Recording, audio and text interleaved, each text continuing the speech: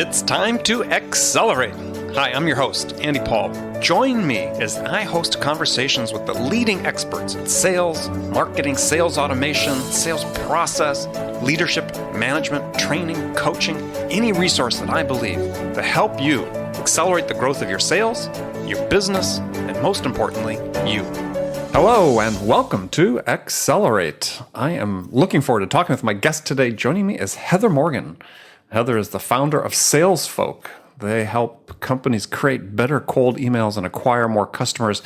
Seems very, very succinct and concise, but it's a little more complex than that. Heather, welcome to Accelerate.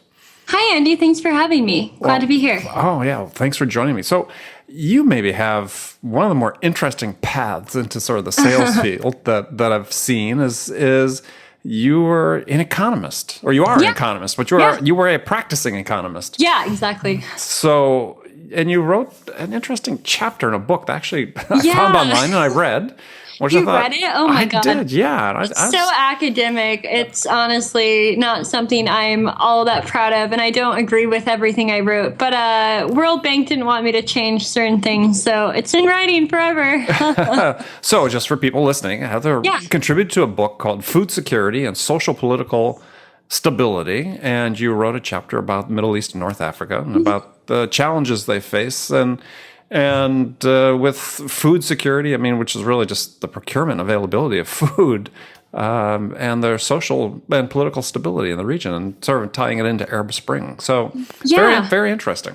Yeah, so just to give you a quick background, I used to live and work abroad for a long time, and so I was actually in Egypt shortly after Arab Spring when they were going through all the transition, and I lived there for a year, and I was in and out of Egypt, Tunisia, and the whole region during a pretty turbulent time. So as much as I would like to actually tell a more vibrant story of my experiences in the book is a bit more academic since it's through Oxford Press, but maybe someday, if I'm not writing cold emails all the time, I'll write a book on my actual experiences in Cairo. Well, I mean, just for a second or two, what was it like being? I mean, I presume you're traveling by yourself. Oh, yeah. Through this region where there's a tremendous amount of turmoil going on, as you talked about. Tunisia, Egypt on the streets. I mean, it obviously overtook the government in Egypt and so on. What was that like? I mean, it seems like it was pretty daunting and frightening at times. Yeah, I mean, there are definitely times where I almost died a few times between car accidents, Molotov cocktails and tanks, and being kind of caught in crossfire. And I also witnessed some pretty horrific events, like a woman being gang raped in the streets. But overall, honestly, I had a great time. I'm pretty good at, just like with cold email, connecting with anyone in person or online. And I actually used my cold email and sort of online cold connecting on LinkedIn and Twitter skills to make a lot of friends really quickly. So I don't think I could ever really say I was all that lonely. I moved there on my own, but that was like the fifth country I'd lived in on my own since I was 16. So it wasn't really anything new, but the skills definitely, I think, have helped a lot with sales and being an entrepreneur, being able to just, build rapport really quickly and being able to handle tricky situations and be agile about them. Yeah, I think if you could, navigate the streets of a country that basically where civil order didn't reign at all, and come out on the other end. That could help your sales background as navigating tricky sales situations. So how did you get from there, working for the World Bank, being in the Middle East, to becoming this acknowledged expert on how to write a better cold email? Yeah, so it's kind of a strange thing, and I guess I'll I'll tell you exactly what happened, then I'll back up a little bit because I think that that's very connected. So, actually, what happened was I got MERS on a trip to Dubai. I was one of the early cases of people who got MERS, which is why don't you explain to people the respiratory disease? It's like SARS, basically, but for it's the Middle East version, right, of SARS, right? Yeah. So I actually contracted it, and I didn't know that I had it in the beginning. And I went back to Cairo, and I was at my friend's house, and my dad was actually supposed to come in like less than 12 hours, coincidentally. And I started coughing up blood and almost blacked out. And so my friends took me to the ER, the nicest ER in Egypt. Is there such a thing? I mean, it was pretty bad. They didn't even get my name right. I still have an X-ray on my wall that says Heather Rain. And they were trying to give me a shot of something, but the needles in Egypt are known for being not clean and reused, right.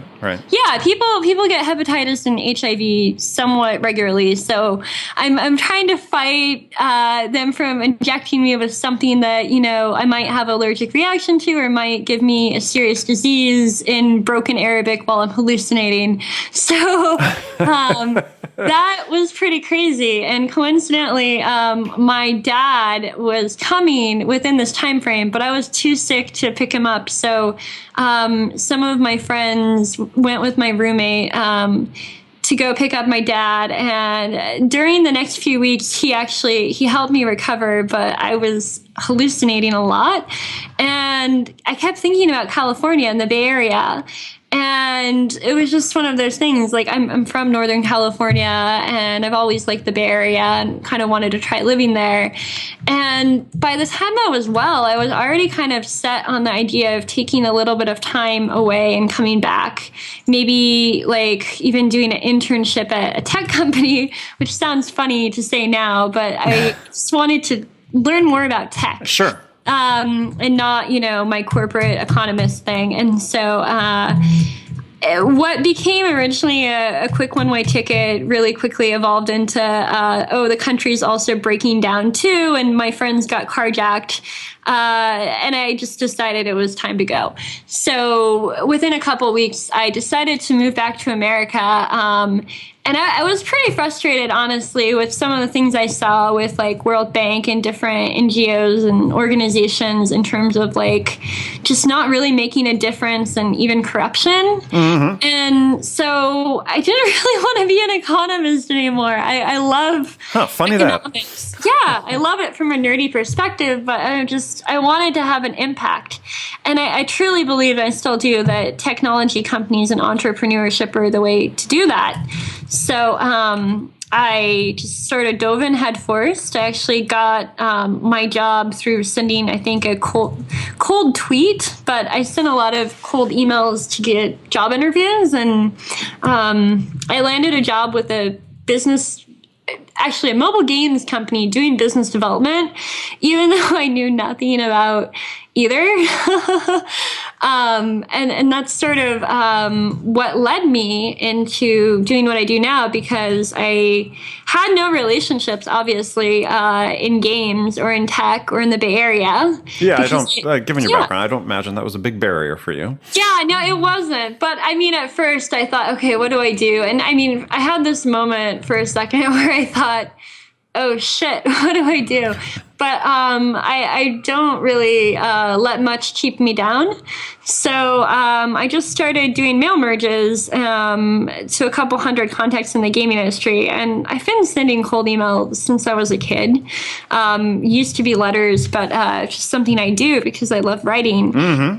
And I didn't even know that cold emails were like a thing or something that someone would pay for. I didn't know what sales or biz dev really was. And so here I am doing business development, sending emails to people like the founder of Guitar Hero. And I'm getting responses, and I'm getting it was like a 67 or 8% response rate. Which is unheard of, right? Yeah. And honestly, I didn't even know that was good. I thought it was okay. I didn't know it was amazing. And then next thing I know, I'm setting up all these meetings with, people that you read about in magazines for my boss. And I didn't even know that these people are a big deal because I don't come from the gaming industry. So here I am, meeting with all these people, and I'm pretty nonchalant about it because I don't even know who they are, really, or like what it means, who they are. So my boss is pretty excited. He starts bragging about it, and I start getting other companies from 500 startups, which we were in, to coach me. And from there, I just sort of turned them into freelance writing clients because I've been doing freelance writing on the side since like college. And so I just thought, okay, I'm not making a ton of money right now. San Francisco is expensive. Bay Area is expensive. I could use more money. I'm not ready to leave my job yet. Before I knew it, I had like 6 or 7 paid clients.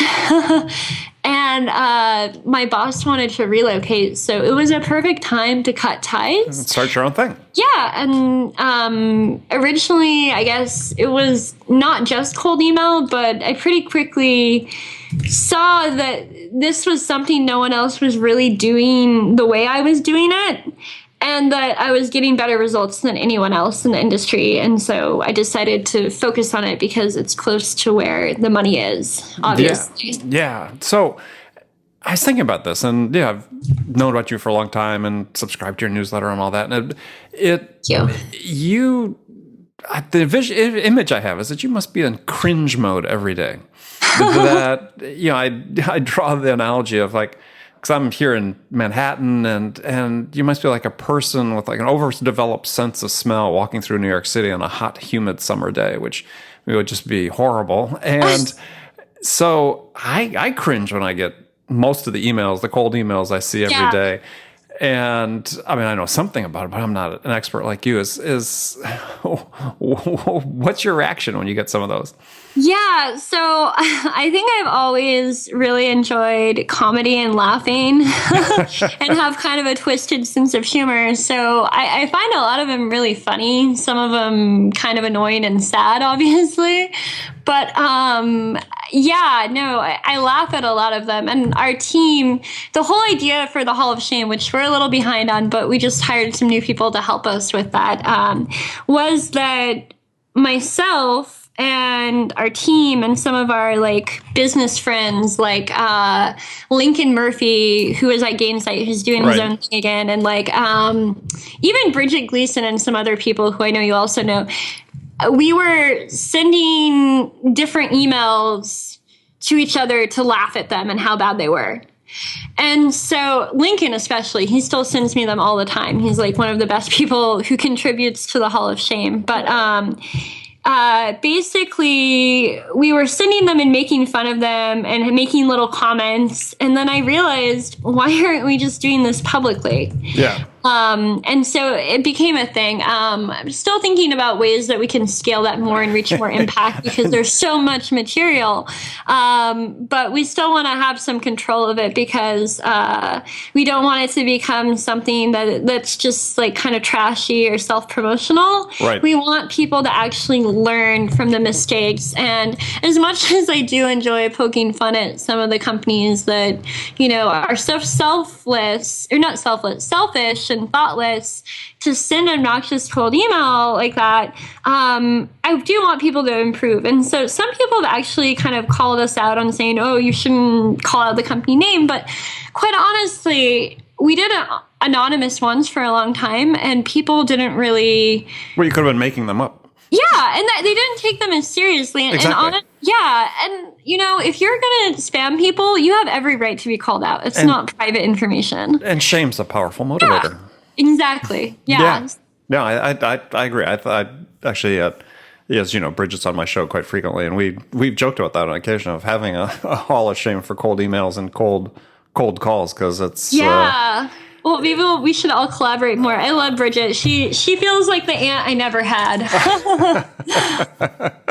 Yeah, well, she's a good friend. So So, okay, let's sort of walk through some of the steps you prescribe for creating effective cold emails. Because, yeah, I have to admit, I'm a good writer, but I'm not a great email writer. I'll owe up to that. So, yeah, last year I downloaded one of your ebooks, the Human's Guide to Writing Cold Emails. So, yeah, very useful book. So I thought it'd be useful to go through some of the steps in the book. And the first thing I think that a lot of people get wrong, and I certainly see this in the cold emails I get, because I'm, as you might expect, in the position I'm in, I get hundreds, is totally. They don't get the objective of the email. So let's talk about what the objective of cold email is, because I think people oftentimes get that wrong. Yeah. So, I mean, the objective is plain and simple. It's to start a conversation. And I think a lot of people make the mistake of either trying to do too many things at once or sell too hard. And so you're not selling in your cold email. Unless you're like a Nigerian scammer, all you're trying to do is just start that conversation to see if it might be a fit or not. That's a pretty straightforward objective. And yet, there's this pressure, obviously, because, I mean, a lot of the emails we get, obviously, are created not by the sales rep themselves. I mean, they're created by, marketing or somebody. Yeah. They really should know better. Yeah, it's really interesting. So when I first got in the space, and I see it evolving a bit, but it's still mostly the same. When I first got in the space, you saw one of three things, and it's still kind of the same, but people are actually starting to create roles around cold email. I think, honestly, partly because of some of the work and advocacy we've done, which is awesome. But before, you would see a lot of salespeople either writing like one-off emails or using, which, can be great, but aren't really scalable enough, especially if you're not targeting like huge enterprise accounts. They probably don't make sense time-wise and resource-wise. Or they would have marketing writing their emails for them, but a lot of times when that happens, they're often too generic, or they're not trying to start a conversation. They're trying to get you to click a link, which is not what you need for sales prospecting and sales emails. So that doesn't really work either. And a lot of people are still, we talk to them, still make that mistake. And hopefully they're going to change that, but not always. And then the third thing that I saw, and I still see, you have companies going to outsource lead generation agencies, which I personally don't really believe in for a lot of reasons. And they're, oftentimes mass blasting pretty generic templates. And so what they usually do is they promise to set a certain number of appointments, but you don't realize the kind of volume that they're sending in order to do that. And a lot of times they're very generic and they're not very targeted to your persona or even your project. Your product or your business. They're just like, that stupid generic who's the right person approach. And I think where that might have worked like a decade or so ago, people don't have patience for that. And enough people are doing that. It's like, we say in economics, the tragedy of the commons. It's basically been polluted. Right. So now that doesn't work anymore. It just blends in. Right. Yeah. And I think for the reasons you talk about is that now more people have the tools, more people are sending this type of communication. Yeah. And it still seems to a great degree, and I know you probably run across this in your work, is that there's still, given sort of we're seeing the sales model itself evolve, is there's still, despite the lip service, this focus on quantity over quality. Well, I think... go ahead. And until people sort of seem to be able to come to terms with that, because, I mean, you talk about very... if you just look at the steps you recommend, it's not a trivial amount of work to get the email right. But companies don't seem to want to do that. Yeah. And especially when they still leave the responsibility for creating the emails in the hands of the SDRs or people like that. Yeah, no, and I think one of the problems is that salespeople are really busy and they don't have a lot of time, and everyone is, especially tech companies, are under a ton of pressure to grow and scale and, meet crazy goals. And everyone's looking for ways that they can get results faster or cut corners or be more efficient. And I think a lot of times people partly from some of the software companies out there even that are meant to accelerate sales, people think that they're just a magic bullet or a silver bullet. And so with that in mind, and some of them really sell themselves that way. That's part of the problem. And so you get people like, we have a client, and I had 2 sales calls earlier this morning that are exactly this thing. They're telling me that they need to send thousands and thousands of emails, but they're getting like a couple % response rate, and they assumed that was good. And when I tell them, usually when I hear that, I try to back them up and ask them what their actual goals are. And I say to them, okay, what would you do if you got a 10% response rate to this volume? Could you even handle it? And usually the answer is no, because if you're sending thousands and thousands and you only have, 10 salespeople, what would you do if you send emails and get 1,000 responses? Is a problem. And so a lot of times what happens is they're not doing that well. And so instead of fixing the problem, they try to just like 10x it or more. Do more of it, right? Yeah. But you have a lot of problems with this. And obviously you can run out of your market and you're wasting your leads. But the biggest problem that most people, especially sales organizations, do not understand, and this totally echoes my calls today, they don't understand email deliverability. And if you're getting bad numbers, like low opens below 20 or even in the 10% range, you're probably having deliverability problems already, and you probably don't have a targeted enough list and message. And so the problem is the more volume you do, the more spam complaints and other issues like high bounce rate you'll have. Right. And eventually you're going to get blacklisted. And so like with one of our clients we're looking at, and we warned them about volume, they were telling us, well, we need to do more. And I told them, if you just slow down and create a better list and do 1/10 of what you're trying to do now, I think you can get 3x the results you're getting now. And so I see that a lot. And I already told them before, but they kind of went against my advice, since we're not an outsourced lead generation company, and I have no intention to be. So we don't control their list quality. We just advise them on it. And so even if we give them really good copy and they have a garbage list that's not, the persona we wrote for, there's bad leads that are not qualified or inaccurate. If you do that and at scale, no matter how good your copy is, you're going to have problems. And that copy you wrote won't be relevant to that audience too.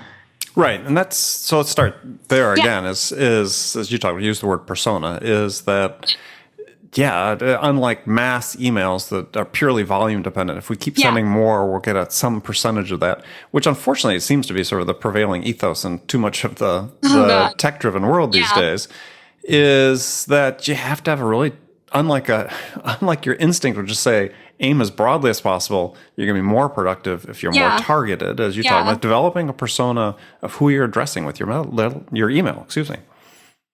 Yeah, no, absolutely. So related to the human guide, I think one of the first things, and I've written a lot about this, you can see that in there or on the Sales Folk blog or in my column on Inc.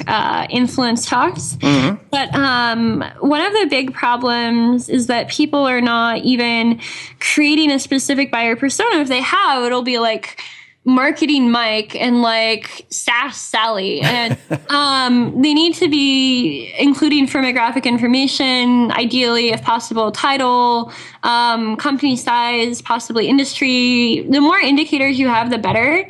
And the way to really do this, I see it sort of as like a loop that feeds back into itself. So when we do a campaign, we'll look at about 10 or 15 contacts from a CSV.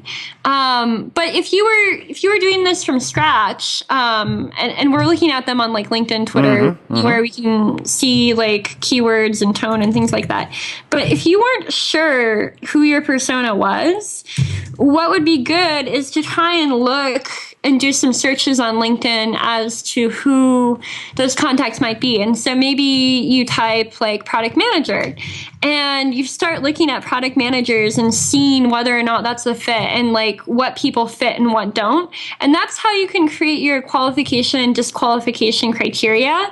And as you're doing that, you should be thinking about those things with your emails, because people want to go really wide, but actually the more laser focused your emails are, the more you're going to really see success. Yeah, no, absolutely. And as you talk about and you mentioned here is keywords, is, when you've let me identified that title range or whatever it is that's going to be, you identify as feeling the pain for the product or service you're selling. Mm-hmm. As you showed in the ebook, is pick one person out and as a starter and look at the keywords in their profiles, the things that they have in their summary about what they do as their past job responsibilities, the recommendations that people have written about them. And that will start giving you clues about how you should start constructing the email. And I think something that a lot of salespeople get daunted or confused by is they think that they have to do this for everyone they're contacting. You just have to do it enough times for that same audience to understand them. So whether that's looking at 1 or 5 or 10 profiles, once you have that nailed, you're good. You don't have to do it every single time. And so I think, some really good salespeople who send really great one-off emails, they get it, but they don't always get how to scale it up. And writing a really good email template isn't that different than a one-off email. You just have to reverse engineer it. And so as long as, the information you're talking about is relevant to everyone in the audience, because in theory they should have similar pain points and priorities, then you can create a template that, is basically the same as an email that you would have sent to one person approximately, that could be sent to hundreds or thousands and still get similar results. And are there any other tips you have about personalization? Because again, I think something that gets great lip service, and I have certain pet peeves that of mine. I mean, because I know that any email I get that starts with the word hi or hey is probably a mass email. It's become sort of a thing now. It seems like people should switch that up. I mean, do you have recommendations what people should do? Every audience is different, and so it's sort of 2 things. So, I'll say 3 things. First of all, I think try to pick one person to write for when you're writing email campaigns, even if they're totally mass templates, just because the language and tone will sound more like a one-on-one conversation. But the second and third piece of advice I have is you need to think about what's relevant for your audience, but you also need to think about what else everyone is doing. And so I actually wrote an article about this on why some of my best cold email templates are dead.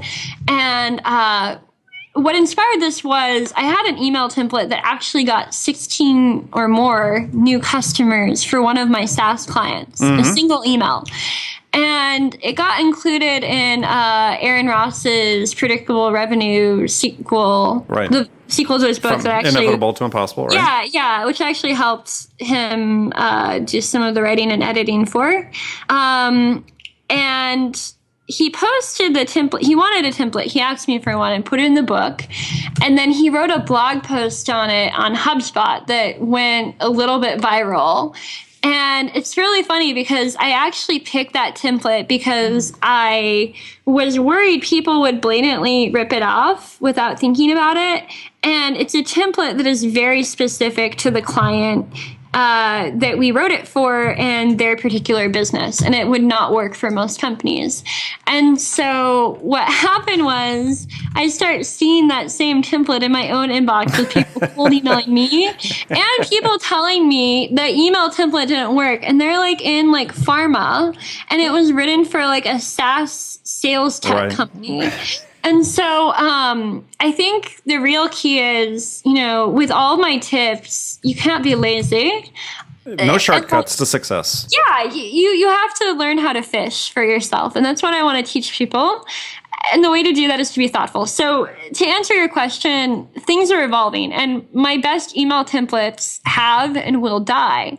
And even my best tactics. And so try to keep it human. Think about how you would write a conversation to your friend, especially if you have a friend who fits that persona, and do that. But also keep in mind, what are people in your space doing already? What do marketing emails look like? Because you don't want to look anything like that. Like, capitalizing every word of your email looks like a marketing email, and people are less likely to open it. So we don't capitalize our subject lines, things like that. Mm-hmm. Very interesting. We go to the last segment of the show now, where I've got some standard questions I ask all my guests. And in this first question I have for you, it's a hypothetical scenario in which you, Heather, have just been hired to be VP of sales for a company whose sales have stalled out. And CEO board is really anxious to have things turned around in a hurry. And obviously, turnarounds don't take place in one day. But what 2 things could you do your first week on the job that would have the biggest impact? That's a great question. Thank you. I think, before I can do anything, I would want to learn what's going on. And so although that wouldn't necessarily directly have impact, that would lay the foundation out. So I would try to spend some time learning a little bit more about the customers, and I would do that with both online and offline research. And so I would look at also, obviously, the company's CRM and hopefully see who they've been selling to in the past and what accounts have been the best and biggest and most repeatably successful for them. Mm-hmm. And then from there, look at what kinds of companies are these? What kinds of people are the decision makers? And then talk to my sales team to see what's been working and what's not been working in general, as well as what has recently changed. Because I think a number of things could be going on here. Are there industry-wide changes? Has your audience have your audience's needs changed? Mm-hmm. Or maybe you suddenly have a lot of new competitors as well. So it's not exactly 2 things, but these are the first things I would do, sure. And then from there I would make a plan. Excellent. Okay, good answer. So now some rapid-fire questions. You can give me one-word answers or elaborate if you wish. So the first one is, when you, Heather Morgan, are out selling your services, what's your most powerful sales attribute? Sales attribute. Can you explain that a little more? Is it your sincerity? Is it your charisma? Is it your ability to listen? What's your strongest attribute? I think it's that I'm very blunt or raw. Okay. And real. All right. Direct and to the point. Perfect. So who's your sales role model? Honestly, Bridget Gleason is definitely one of them. I think she's the anti-bro, and that's what I really like. Okay, great. What's the one book you think every salesperson should read? Oh, this is a great question. Either one of the old Zig Ziglar books. Mm-hmm. I think it's like Selling 101 or whatever. I forget which one is which. Or I would have them maybe read an old copywriting book by either like Ogilvy or Sugarman or Caples. Okay, excellent answer. All right, so last question. What's on your playlist these days? What music are you listening to? Oh, man, that's a great question. I have a very strange music taste. I'm very happy to have Spotify. Choose for you. There's definitely Turkish music and gypsy music and modern music and Nicki Minaj. Nicki Minaj, okay. And Jay-Z and Lady Gaga and all kinds of things, old and new. That is very eclectic. I like that. Yeah, it definitely is. So Turkish music, a little hip-hop, modern music. Excellent. Okay, I love it. Yeah. Well, good. Well, Heather, thanks for being on the show today. Thank you so much, Andy. It was wonderful being your guest. So tell people how they can find out more about you and Salesfolk. Yeah, so obviously they can go to the Salesfolk website. We offer free cold email critiques if you fill out a lead form at the bottom of the site. You can also find me on LinkedIn at linkedin.com/untraveling, still my old domain. Or on Twitter, it's Heather Reyhan, Reyhan. It's my middle name, the Turkish one. And we also have a cold email mastery course if you want to do some hands-on learning yourself. The first lesson is free, and we have a couple other lessons that are also unlocked right now. Excellent. Very good. Very good. Well, again, thanks for being on the show. Yeah, thank you. And remember, friends, make it a part of your day every day to deliberately learn something new to help you accelerate your success. And one easy way to do that is to make this podcast Accelerate part of your daily routine, whether you listen on your commute, in the gym, or as part of your morning sales meeting. That way you won't miss any of my conversations with top business experts like my guest today, Heather Morgan, who shared her expertise about how to accelerate the growth of your business. So thanks for joining me. Until next time, this is Andy Paul. Good selling, everyone. Thanks for listening to the show. If you like what you heard and want to make sure you don't miss any upcoming episodes, please subscribe to this podcast on iTunes or Stitcher.com. For more information about today's guest, visit my website at andypaul.com.